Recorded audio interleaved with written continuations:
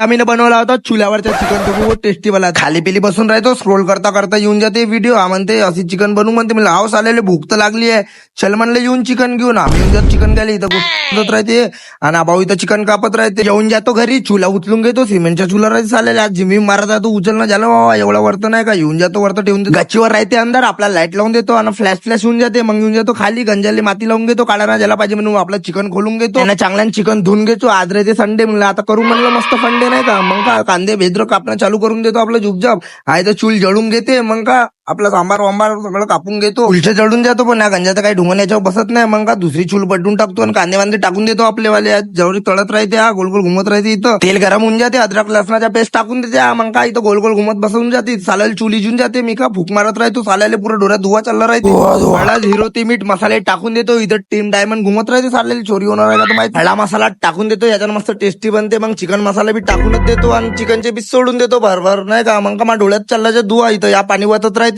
आपली चिकनची भाजी रेडी होऊन जाते सामाल टाकून देतो आणि पाहू शकता किती मस्त भाजी बनली टेस्ट करून पाहू म्हणलं थोडंशी नाही का इथं तर हड्ड्या चुरपणं चालू राहते म्हणते मस्त बनली आहे म्हणते भाजी म्हणलं हा मग का आपलं जेवण घेऊन घेतो भाजी पोळ्या आणि माझ्या हाताने भाजी बोत रावसची बनली होती